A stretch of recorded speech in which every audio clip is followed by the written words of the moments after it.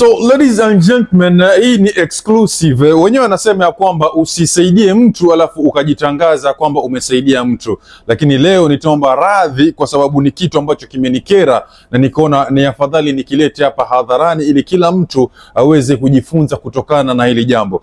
Wahenga wenyewe walikuja wakatuambia kwamba asante ya punda ni mateke, na vile vile pia tukaambiwa ya kwamba yani mtu ambaye umemsaidia ama mtu aliyevuka mto siku zote hakumbuki ile chombo ama kile chombo ambacho kimemvukisha mpaka akavuka pale ama ile daraja alilokuwa. So bana, nataka kuletea visa viwili vya msichana mmoja ambaye alikuwa ametoka Saudi Arabia, ambapo sasa hivi tunakiongea yuko zake Qatar 974, na kuna kijana pia vile vile kutoka 254 Kenya ambaye sasa hivi tunavyoongea yuko Oman kule ambao anafanya kazi. Nikwambie tu ya kwamba hawa watu wawili mimi nilihusika kwa njia moja ama ingine, ili mradi kuwasaidia kusafiri kwenda fanya kazi zile nchi ambazo wako nimekutajia sasa hapa. Na nitaanza kuelezea mwanzo huyu kijana ambaye yuko Oman, alafu tuende kwa huyu msichana ambaye sahihi yuko Qatar 974. Tegea mkao wa kulia uweze kunielewa taratibu, tuende sote kwa pamoja. So it's like this. Huyu kijana nilipata nafasi, kuna mjamaa ambaye alinifuata kwa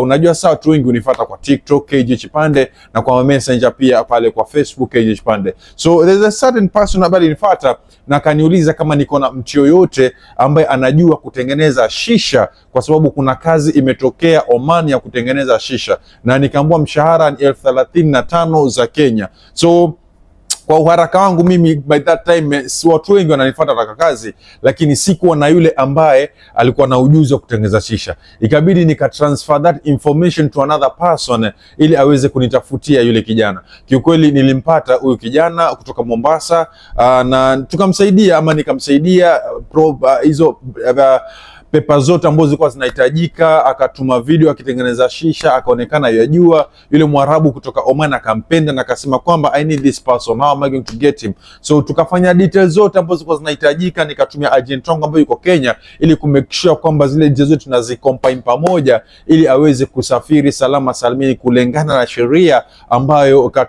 ambayo inahusika na Kenya pale ambapo mfanyaji kazi anaweza safiri. So we did all whatever we did, na yule Mwarabu nilimuuliza kama like kuna pesa fulani huyu jamaa anafaa kutoa. Mwarabu akanambia I'm going to pay everything for that person. Yani Mwarabu alisema atamlipia tikiti ya kwenda. Mwarabu naye pia vile vile akasema atamfanyia medical. Mwarabu akasema atamtolea tikiti ya kutoka Mombasa mpaka Nairobi, atamtumia, ili mradi huyu jamaa asitumie pesa hata moja. Na bado vile vile huyu jamaa akapewa a certain amount ya kufanyia shopping mke wake kabla hajatoka nchini Kenya. Just imagine venye huyu Mwarabu alikuwa na roho yake. So after all huyu jamaa akaenda kufanya medical. Pesa nilitumiwa mimi, yes, pesa nilitumiwa mimi, nikatuma kaenda medical, tukaenda kwa all the steps, tukafanya mpaka siku ya mwisho nikamtumia 3,000 za kwamba aweze kusafiri kutoka Mombasa mpaka Nairobi ile airport, baada ya kwamba tikiti nimemtumia. Akaenda zake na akapanda ndege na akaenda zake mpaka Oman. Lakini kitu ambacho ni cha kushangaza,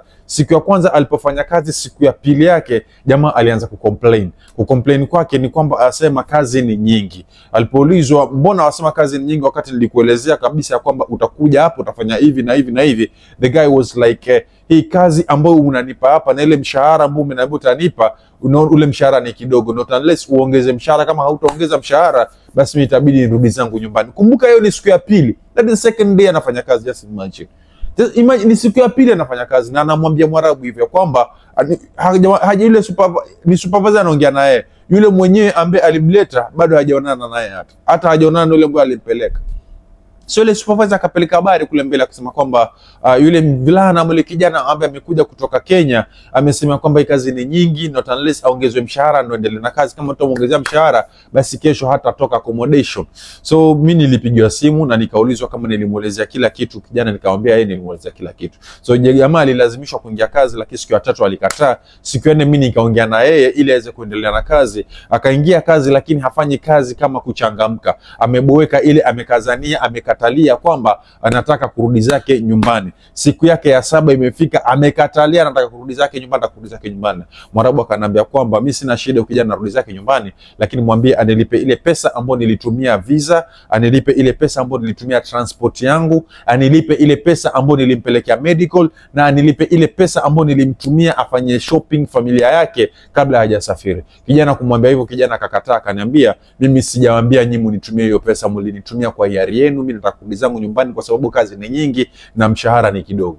Just imagine. That's why mimi nimesema ama nimetangulia nikasema asante ya punda ni mateke. Just imagine ya kwamba light huyu kijana angekuwa ametoa commission kule nyumbani, labda mimi ningemwambia toa certain commission ndo nikusafirishe, angetoa hii pesa. I just want you guys to understand, kwa sababu mimi pia baada ya kwamba Mwarabu amesema pesa hataki yote, nilikuwa na uwezo mimi ya kumwambia yeye atoe 30,000, atoe 100,000, atoe 50,000 ndio safari lakini mimi nikamwambia I don't want any amount from him, I'm sorry. Mwisho wa siku kitu gani ambacho anakifanya? CV imeharibika mimi kwangu tena. Hebu niambie, huyu Mwarabu anaweza nitafuta tena mimi akaniambia nimtafutie kijana kutoka Kenya? It's not possible. Hata kama ni wewe, mimi nimekufanyia hivyo. Nimekuletea kijana, umetumia pesa yako yote hiyo ambayo umeitumia. Afrika kesho utanifuata tena nikutafutie kijana wakati ile pesa yako ambayo umemleta haijarudi tayari. Okay, that is the first case. So kesi ya pili ambayo nakuelezea hapa ni ya huyu msichana pia ambaye alikuwa Saudi Arabia. Huyu msichana alikuwa zake Saudi Arabia. Akaja akanitafuta kupitia simu ya msichana mwingine ambaye yuko Uganda. Na akaniuliza kama wewe ndio KG, nikamwambia yes, hapo naongea na KG original mwenyewe ile ambaye unamfahamu. Na msichana akanieleza shida zake ambazo anapitia, na moja ya shida ambayo ilikuwa ni changamoto kwake ambayo ilimfanya anitafute ni kwamba alikuwa anafanya kazi kwa ile nyumba ya Mwarabu na Saudi Arabia takriban miezi 11 hajapokea mshahara. Yani miezi 11 mshahara haujaingia kwake, na mshahara kila akiulizia mishahara ya takriban miezi 9 anaonyeshwa receipt ambayo ile mishahara tayari ishatumwa kwenye banki, lakini yule mtu wake kule nyumbani ambaye anafaa ku receive ile pesa through Western Union haja receive ile pesa. So akawa ni ile ananiambia KG, utanisaidiaje kwa sababu hapa nafanya kazi na sipati mshahara wangu, na nimemwambia nataka kwenda zangu nyumbani after 2 months, mimi nafanya niende zangu nyumbani. Yanaambia mwajiri wangu kwamba nikienda zangu nyumbani pesa nitaipatia nyumbani, lakini iko na hakika gani kwamba ndio pesa nitaipatia nyumbani? Naomba unisaidie nipate pesa yangu. So I really tried my best, nikajaribu kutafuta embassy ambayo itaweza kunisaidia, lakini embassy Saudi Arabia they are not cooperating. That's why nikamwambia huyu msichana anipe namba ya mwajiri wake ambaye ni mwanamke ambaye alikuwa ameniambia ni mtu mzima kistyle. Nikasave ile namba yake vizuri kwa namba yangu ya Safaricom ya Kenya, na nikaanza kumtext kwa kumtishia huyu mwanamke, ile kumtishia nikamwambia kwamba mimi nafanya kazi embassy na afanye juu chini amlipe pesa yake huyu msichana, na nikamuonyesha details zote, na nikamuonyesha mpaka vibali vya kuonyesha kwamba mimi nafanya embassy, na mama akanielewa na akaogopa sana. Na since then huyu msichana akawa ananiambia toka uonge naye huyu mama amechange, ananiogopa, anajua wazi sasa hii kesi iko mbele. And believe me not, huyu mama wa Kiarabu alifanya juu chini mpaka akawa anamlipa zile pesa zake zote za miezi 11, akawa anamlipa into installment huyu mtoto wa kike. Akamlipa bunch ya kwanza, bunch ya pili, mpaka bunch ya 3, mpaka ile bunch ya 4 ambayo alifaa malizie. Ni pesa ambayo aliambiwa ukishafika nyumbani tutakumalizia, kwa sababu hatuwezi tukatuma pesa zote kwa pamoja, haitaruhusu account yako. That's why msichana naye pia akanifuata, akawa ni ile anani appreciate. Mara kwanza aliniuliza kwamba KG nafaa kukulipa pesa ngapi baada ya kwamba umenisaidia hapa.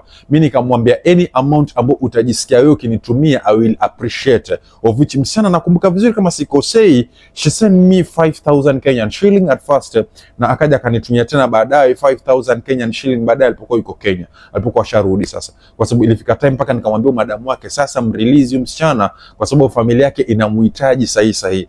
Madam kiukweli pale naye pia alimkatia tikiti msichana immediately akaenda zake nyumbani. Alipofika zake nyumbani ile shukrani msichana alinitumia 5,000, of which amount ile msichana alikuwa analipwa 900 Saudi Riyal. So we calculate 900 Saudi Riyal times 11, that is almost 99 ama 9,900 Saudi Riyal abo ukiconvert into Kenyan shilling wewe mwenyewe unaweza kuona ni how much abo iko. Msichana alinitumia 10,000 kutoka niyo pesa yote, na mimi nika appreciate, nikamwambia all in all wewe ka pesa yako ujipange, ili ukishapumzika nitakutafutia safari ya Qatar uje ujitafutie kazi yako mwingine.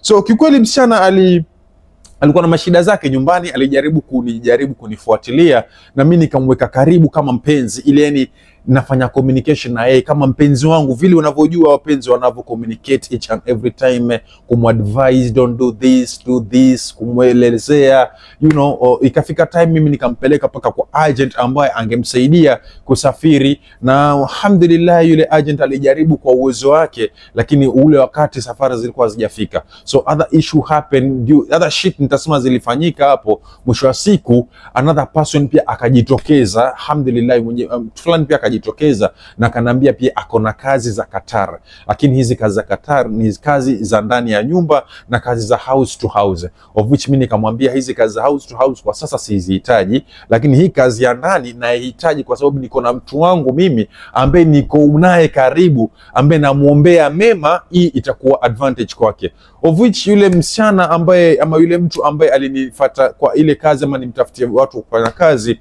alikuwa na subra, na mimi nikamtafuta msichana. Mwisho wa siku nikamwambia kuna kazi imetokelezea, na hino kazi acha mimi ni deal na huyu mtu kuanzia A mpaka Z. Wewe ile pesa ambayo nilikwambia uiweke, nitakuwa tunakwambia tuma certain amount ili mimi nilipe huku. Kwa sababu gani? Nimeambiwa hino kazi si ya bure, na mwenye kazi mara ya kwanza kabisa at the first time, kabla chochote yeye mfukoni mwako alikuwa amesema kwamba anataka 75,000. Hatujaanza lolote, hatujafanya chochote, hakuna cha medical, hakuna cha nini, hakuna cha wapi, hakuna cha. Nikamwambia it's okay. Madam huyu msichana mimi nilikuwa nimemwambia aeke 100,000 ya safari, nikamwambia it's okay. Mimi no matter amount ambayo utahitaji huyu msichana nita make sure kwamba afanya nini, amesafiri. So kulikuwa na mashida huku na mapapers, sijui ya labor, everything, all of it. Mimi nikamwambia huyu msichana eka 90,000 so far sahi, eka 90,000 kando. Mimi hiyo 1,000 ambayo itahitajika, 10,000 ambayo itahitajika, endapo utahitajika 100,000, I'm ready to help you with that 10,000, kwa sababu pia wewe tayari ushanitumia 10,000. Ukishasafiri ukianza kazi utaniregeshea 10,000 zangu. Si hebu niambie ni binadamu ambao upo hapo. I just need you guys to comment down there.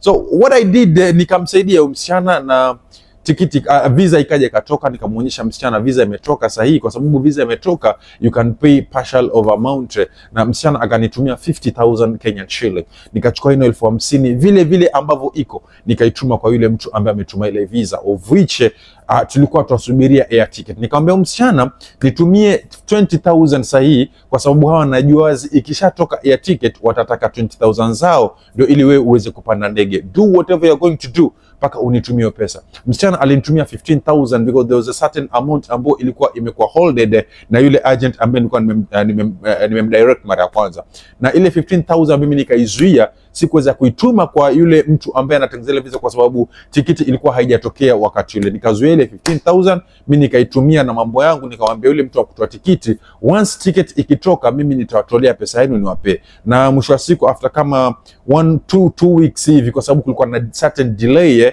yule mwajiri ambaye alikuwa anafaa kumchukua msichana alikuwa amesafiri, so ile delay ikafanya mimi ile pesa nikaitumia. Kama mnavyojua pesa ya keki, ile pesa nikaitumia na nikamwambia huyu msichana ambaye na deal nayo, so because kazi iko, tikiti tayari shatoka, nikamwambia acheni asafiri, once akifika kazini ile balance ambayo imebakia mimi nitafanya nini, nitawapea. Kiukweli waliweza kunielewa kwa sababu wananiamini. Msichana akaweza kusafiri vizuri, akafika kazi ndani ya nyumba, akapelekwa medical, akaonekana yuko fit, akaanza kazi wiki ya kwanza. Baada ile wiki ya kwanza mimi nikawa naulizwa sasa pesa za watu ziko wapi. Ndio nikamwambia huyu msichana, kama hiyo pesa utalipwa before mimi nipate, wewe pay that amount, mimi nikishapata hii pesa I'm going to repay back your amount.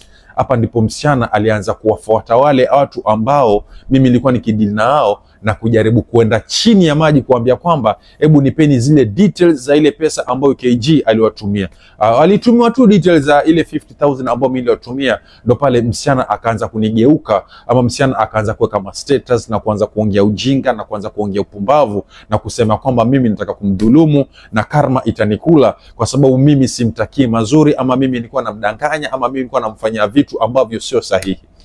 Subhanallah, subhanallah. You can just imagine kule kwa ambako huyu msichana nimemtoa, alafu mwisho wa siku because of 15,000 ambazo yeye amenitolea, ambazo yeye ametoa, ambazo mimi sijazipeana, lakini kusafiri amesafiri tayari na yuko kazini anaendelea na kazi, na mimi nimemwambia zile pesa I'm going to return that amount. lakini sasa mimi ndo nimekuwa mbaya wake nambari moja, mimi ndo nimekuwa adui wake nambari moja, mimi ndo nimekuwa mtu wake mbovu, mimi ndo nimekuwa mtu wake ambaye haiwezekani.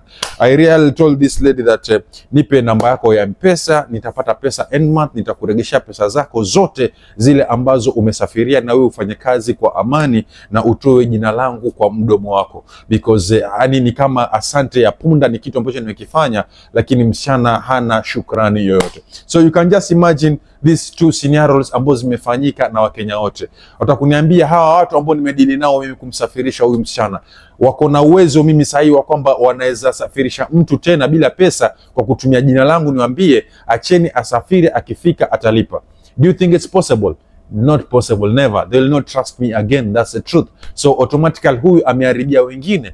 So kuna vitu ambavyo vinafanyika ndugu zangu, kuweni makini sana, na kabla hatujavifanya ama kabla hatujatamka lile neno lolote ambalo tutaka kulitamka kwa yule mtu, tutafakari na tujue ni wapi ambako tumetoka. Tusitamke tu sijui masuala ya karma, sijui masuala Mungu atakulipa, sijui masuala. Anza kuangalia kule ambako umetoka na pale ambapo upo, uangalie ulisaidika vipi. Sote tunamuomba Mwenyezi Mungu, na sote tunaomba Mwenyezi Mungu, tunamtegemea Mwenyezi Mungu kwa vitu vyote ambavyo tunavifanya kwa hapa duniani. So get to know where you are coming from and get to know who is going to help you whatever is going to happen, because watu wengi wanajisahau kwamba ukishasafiri yule mwenye kusafiri ndio yule ambaye atakusaidia endapo kutatokea lolote pale kwa yule mwajiri wako ambaye unafanya kazi naye. Because kama unajua nile unatukana mamba kabla hujavuka mto, je, kukitokea lolote pale ambapo unafanya kazi, ni nani ambaye atakuwa msaada kwako? Hiyo ndio kitu ambacho msichana amesahau. So it is what it is, guys. This is Kaji Chipande. Please make sure to subscribe,